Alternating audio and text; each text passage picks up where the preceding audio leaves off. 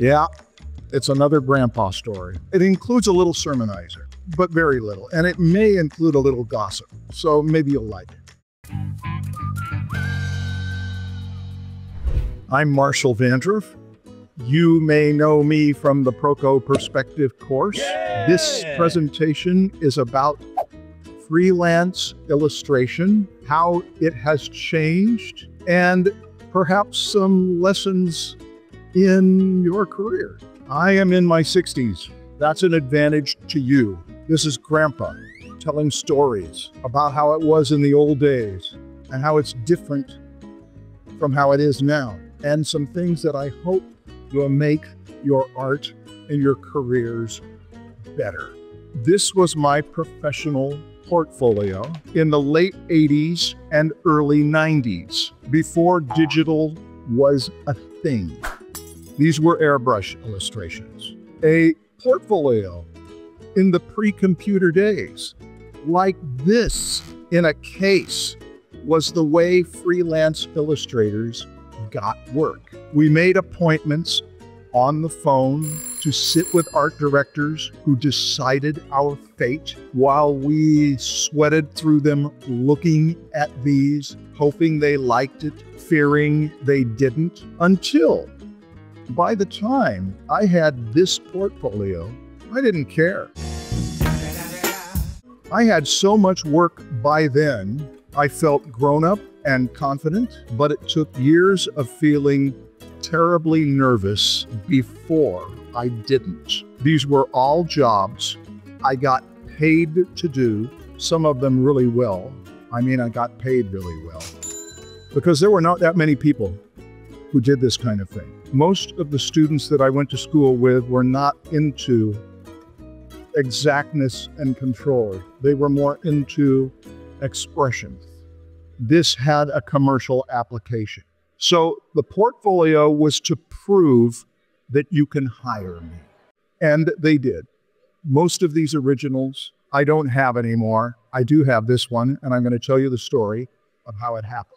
I recently went through boxes of invoices from those days, and I estimated that over a period of 20-some years, I did about 750 jobs, many of which were nothing like this glamorous or impressive. I did a lot of photo retouching too, to paint out flaws or put in a new background, but it was all with the airbrush.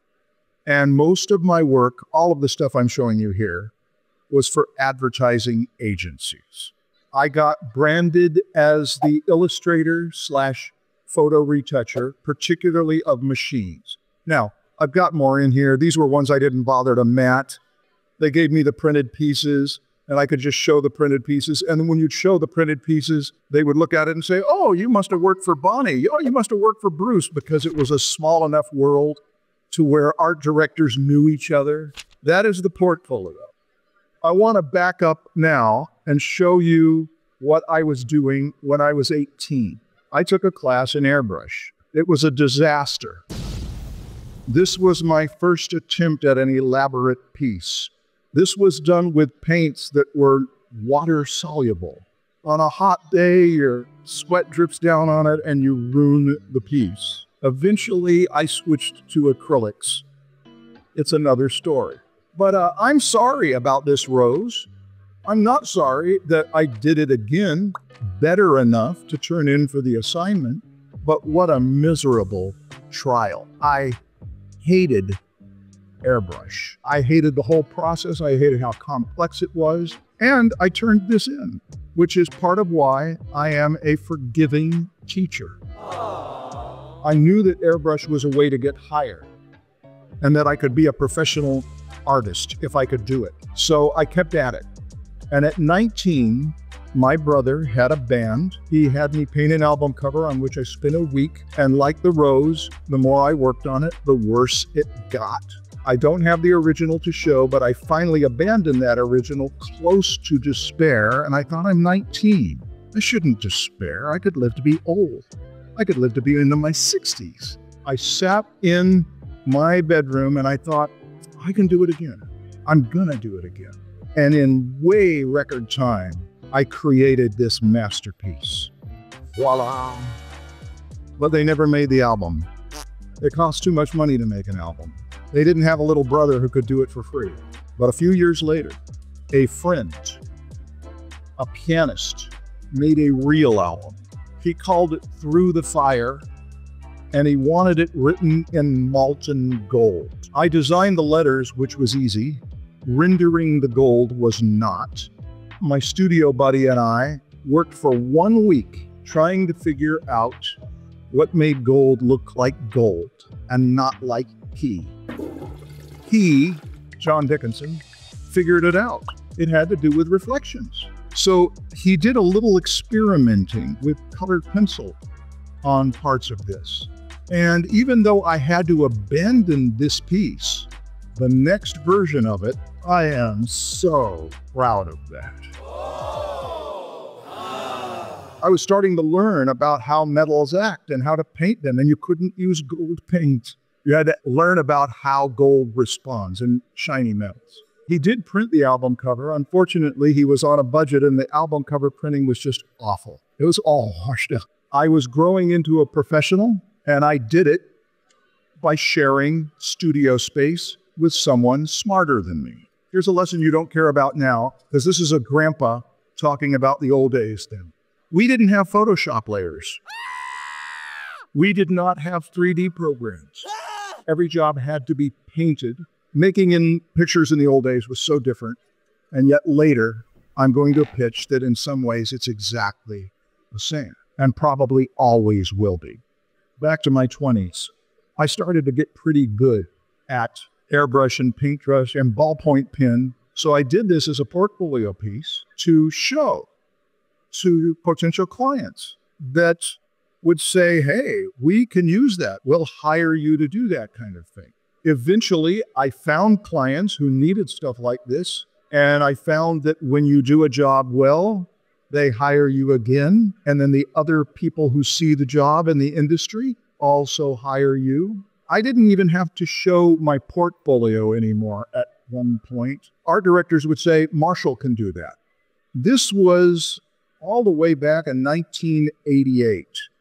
So I was 30 years old, and I was feeling really good about my skills. Almost all of these were high-tech medical stuff. And eventually, this space for headline to be determined, introducing whole synthetic genes, 30 years ago. I did this drawing. I had to do it larger and then transfer it onto illustration board and paint it.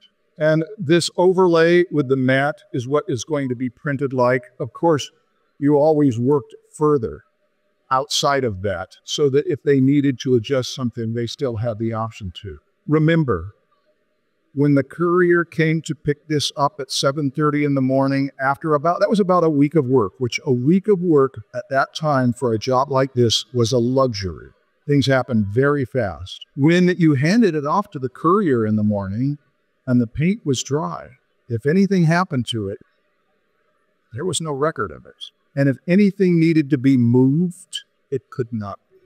And I should tell you that each one of these jobs was thousands of dollars. And they had to be done on time because they reserved printing presses where if you did not meet the deadline, it would cost them a fortune. And if you did that as a supplier, word would get around. Clients often categorize who they hire. You're the cartoonist, you're the gagster, you're the pen and ink artist, you're the airbrush guy. I was definitely the airbrush guy. And I got a chance through some connections to meet Bonnie Toth. The name may not mean anything to you, but I wanted to work for Bonnie. She was suspicious of me, but she had two of her famous technical illustrators were not available, and this job had to be done. And I think there were 2 weeks to do it. Again, a big luxury, but it was a big job. And this is an oxygenator that they run your blood through during surgeries. And they gave me an oxygenator that was hacked through because it had to be a cutaway. Notice that I took multiple pictures. These were not digital photos. They were done on negatives that had to be printed at the 1 hour photo. Notice that I would overexpose and underexpose because we didn't have HDR back then. So you have to have one overexposed on the other where you can see the detail.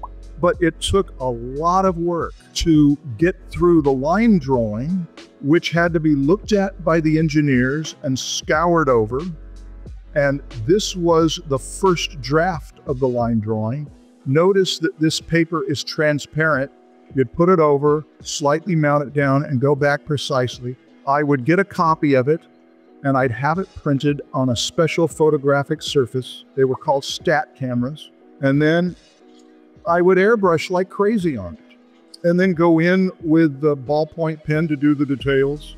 And Bonnie was so pleased with what I delivered that for the next several years, she hired me to do any style that she needed. I felt scared of some of them, but she had such confidence. Marshall, you can do it. I know you can do it. She called me in one day and said, we've got to do an old master style. This would have been about 1987. I said, Bonnie, I just started teaching a class called Drawing from the Masters where we study the old masters. I think I'm the perfect person for it. She said, you are.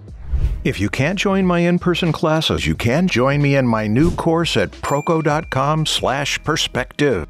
So she said, could you do a couple samples tonight of just old master style that's kind of gritty? So I pulled out a Da Vinci, and I used the toothbrush and even the airbrush and the ballpoint pen, and I pulled out a Bridgman. I didn't have any clue what Bridgman was doing there. All they cared about is, do I have the technique to do it? She showed it to the principal of the agency, a wonderful person. That it was just a great agency to work for. But there was danger in that. When you have a healthy family and you expect the world to be that way outside if you find out that it is that way. Jay Lawrence looked at it and he said, Marshall's our guy. And I got the job, and it was to do a heart and lung. And I didn't know how much to charge. Do you charge $1,500? Do you charge, that sounds like a lot. And she said, Marshall, I apologize. I don't have much money for this job. I've got $2,300. Will that do for you? And I said, yeah, that's good. And it was an illustration that might only take a day or less to do. So I did it. And before I showed it to her, I hated it. And look how much detail I put in with the ballpoint pen. I can't show this to Bonnie. She would be so disappointed to me. I hate the aesthetic. I have no taste. How am I ever going to do that? Who can I hire around me that'll help me with it? My studio buddy, the same one who helped me, came over and said, I think you need some soft opaque white to throw it back. So I did, and I overdid it. But I did it a third time. Look at how I carried it through to finish. I did it a third time. I was happy with it. She was happy with it. They printed it, and it was so well received that they entered it in a competition and we won an award. She said, I've got a poster we're going to make of it for conventions, medical conventions, and I'd like to hire you to sign them. And I don't remember how many. It was a limited edition. Who would want a print like that? Didn't make any difference. I signed my name. I think it was 500 times or 15 or something like that. And in that few days that I signed my name, my signature evolved. I had terrible handwriting as a kid. It caused meetings at the school. I learned how to just do the gesture of the signature. A year or so later, or maybe it was less than a year, she hired me to do another one. And I didn't have to do this 3 times, but I did take it in to show her. Remember, this was before fax machines. This was before any kind of communication. I drove it in there to show her, and she and her colleague looked at it. I said, what is it you wish was different? She said, more messy. And so I got the toothbrush out and did a little more. It's still very tame to me, but they then printed that. You can see the date. This is 3 years later.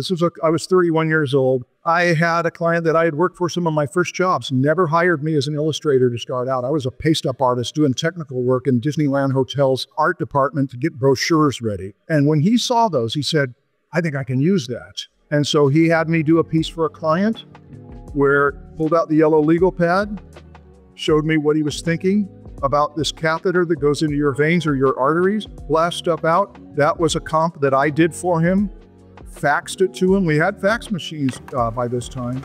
Faxed it to him again. They decided, no, it needed to be going the other direction, the thicker part. Now we need it to twist back into there so that we don't see that opening or slice through. And eventually, this is on fax paper. There's the printed piece. This is the original. There were notes on overlay because it had to go through some revisions. What do you notice difference? Flipping it in Photoshop was not an option in 1990, but they didn't do the photograph from this into the printing process. They did a transparency of it, which means they could turn the transparency around and make it go in the direction they wanted. This was about getting a chance to do another style. I had always wanted to do several styles, but most of my ad work was that clean rendering. This was a sophisticated camera that could take pictures inside your eyeball. And it was to show how the lenses were arranged inside it. And it was all combed through by the professionals who designed it. Apart from getting it right, they just wanted me to make it look good. I was working for an agency. Some of the principals of that agency are still friends today. They loved me as the airbrush guy. I enjoyed this piece because it wasn't hard by then. Everything meant according to what I knew to do. And I felt like one of the first commercial jobs that I ever got to apply some creativity. I consciously chose Starburst candies as my color metaphor. The green shadow was a risk. And yet, the art director loved it. Oh, I would have never thought of it. I love the green shadow. It all went well. But now I'm going to show you an airbrush job where it went wrong. Not my fault, but it worked out to my advantage.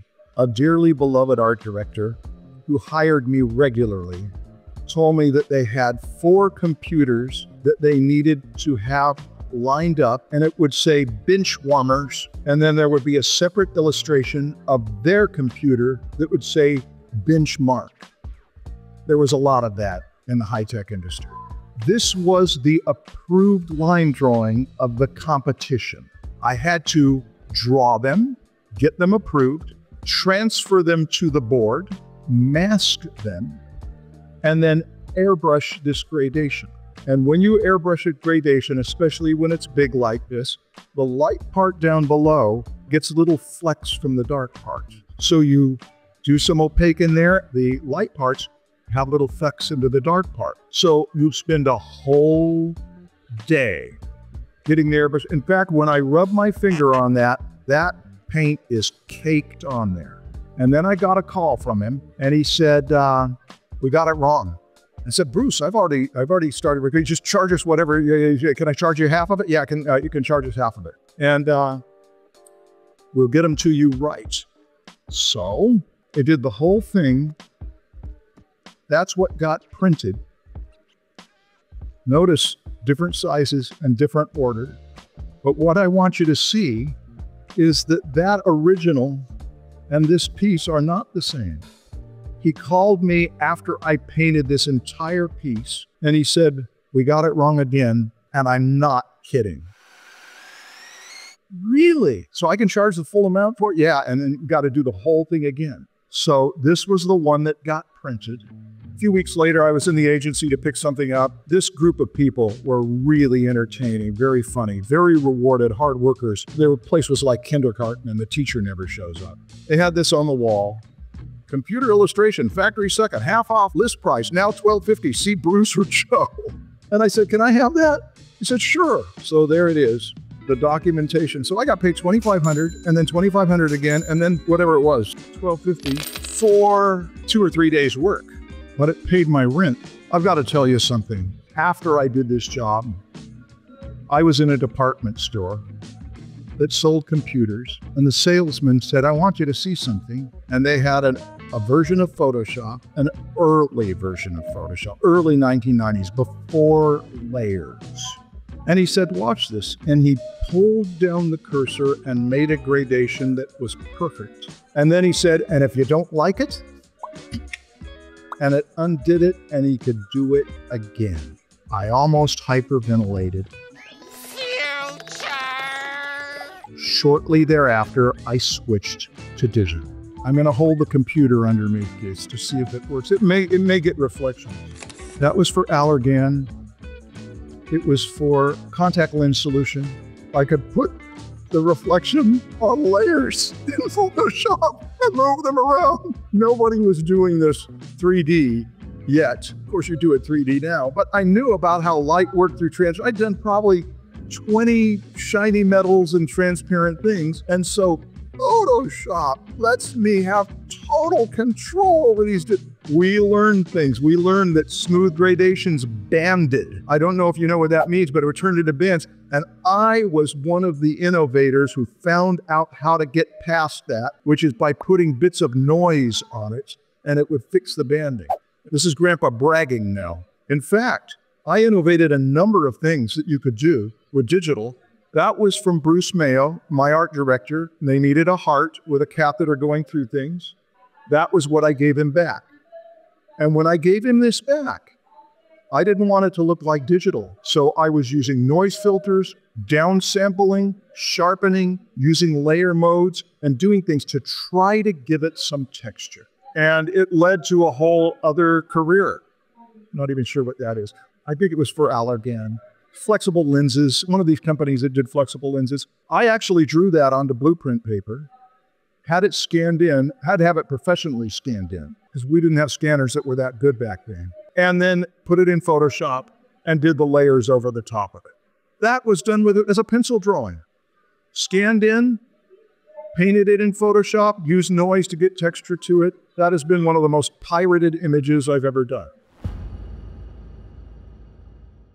I had called Bonnie Toth after doing all of those traditional illustrations, and I asked her, I said, would it be any advantage to you if I were to do these digitally so that you didn't have to get them all scanned in? And she said, Marshall, I wish you were working digitally. And it was that led me to spend a fortune, another story, on a big computer that had 128 megabytes of RAM. That RAM alone cost $5,000. But that was 1994. I was one of the only people who was providing digital stuff who had such a big powerhouse computer. You still couldn't do posters because they were just too big, but you could do them in little bits and then patch them back together. Before digital tools, we made pictures with pencils and paint on paper or with cameras. That was the way you made pictures. Even photo retouching, which I did a lot of. You'd still get a print and you would retouch by painting on the print. I want to now go to the thing that is relevant to you, because so much has changed, but there are some things that have not changed. One of them is the amount of time. I can tell you this little drawing I did right here is not much different than the drawing that Joe Cladis did on a Post-it note in my apartment studio room. And they had this little tie pin. They had tried to photograph it, and it was too flawed. It would take too much retouching. They didn't have time to get a transparency or print made. So he hired me. I don't remember what I charged him, but I remember it was good money. And he said, can you get it tomorrow? I can get it tomorrow. He did a drawing like this, and he explained to me that I wanted to look shiny, so it looks like metal. And I did a little comp for him that showed him how you would do the trick of metal. Make it dark with a bright highlight in the shadow, because what is normally a shadow doesn't reflect. It just goes dark. But when it's reflective, it acts like a mirror, and if there's something light over there, it interrupts it. I did a little comp for him. I showed it to him and he said, are you sure that'll work? I said, Joe, it'll work. And I did that in one day, and my younger brother was by the house, and I saved the money on the courier. It used to cost 10 to 20 bucks for the courier to pick up. I asked Stephen, would you deliver that to them for me? He said, oh, I'd be happy to. I wanted to go see an agency that hired Marshall. So he delivered this to them, and then I kept the original. But that was one of those ones that happened in one day. Many of them happened in one day. I have a whole other big job that I did for Isuzu, who I worked for an agency that handled them from 1987 to 1988. And it was mammoth. And I had to do it over Christmas. I don't like going to family gatherings, and I took such grief for not going to family gatherings, so I'd go out of obligation, and I'd come back ruined. I couldn't stand it. But this was one of the few times that my family forgave me because I was making thousands of dollars over Christmas. And I got to be alone in my studio, listening to music, listening to books on tape. I was in heaven. But it was hard on my body. Out of those 700 and some jobs, there were about 20 that were excruciating. There were about 10 that are story-worthy. And there were 3 or 4 that to this day, my health is affected by it. All the money disappeared, but the injuries remain. This Wiley one was easy because I knew how to do it. Some of the other ones that weren't easy and you're trying to solve the problem as you go is where the challenge happens. What if you try to solve the problem and you can't solve it and it's still due? Those are the disaster jobs. I'll save them for another presentation and let you know beforehand so you can fortify yourself. Take a couple Xanax before I give it to you. I'll take a few. Another that we have not even touched. I have never touched on it here. I did a little bit. How do you get clients? How do you get people to hire you in the first place? It's a whole other topic. We talk about it a lot on Jasmine. And say, what do I love enough to where if I never made money with it, I'd do it anyway because I want to do it, studying worms. Yeah. Whatever it is. But I want to mention something about the difference between what I was doing and what many of you are doing and many people at this convention are doing. I was working for clients who paid one fee. Few clients who pay large amounts of money. Now I'm in the opposite position as an reviewer. Many clients, hopefully hundreds and thousands of them who pay little money. It's the difference between working for a client proper and working for fans. You know what they have in common? They both expect us to meet deadlines. Here's another. It's not just getting it on time. It's also doing it up to the standard that they are paying you all that money for. This was to show you that even though a lot has changed and the process of making art is as different as it becomes, I wanted to at least mention some things don't change. The introduction of digital, that this was not about. How many people were visionaries back then that said, it's going to happen? Not many. I was around Rick Griffin, and he said, all art's going to be made on the computer someday. All art's going to be made. And I thought that might be a little extreme, but he was convinced of it. I was a little bit of a visionary. I could see that it was going to happen. I could see I was going to need to get on the train, but who would have known? Most people did not know how far it would go. Do any of you know Raisa Figueroa? Raisa Figueroa is a children's book illustrator. Before the pandemic, was taking my children's book illustration class and had to quit because she had a real job that had to happen real fast, and she didn't have time to do the assignments because she was on the real Raisa. Yeah, absolutely. It's the best reason to quit. And then I didn't see her until just last year. She has illustrated 14 children's books. She is making her living doing it. She has several more lined up waiting, and she brought her iPad to our class and our little after-class walk and showed that she can do the whole thing anywhere. She can be in Holland and illustrate her children's books and send them through this thing called the internet. I hope that leaves you with a good feeling that for all of the challenges that we have, all of the difficulties with your career, you do have one thing. You've got abilities to make art that nobody knew that you have those kind of conveniences. What was the absolute worst job you had to do? 2 of the jobs that were the worst paid $3,200 a piece, and they had to be done overnight, which was thrilling, but it was terror. And then there was another one that had to happen over a weekend. Oddly, 3 of them were about ice. One was a glacier. One was cars that were frozen in an ice cube to show that we will make it so your car will start even when it's cold. One of them was Joey Suzu on skis that had to be done over Christmas because they had to get it printed the next day so that it would advertise it for New Year's.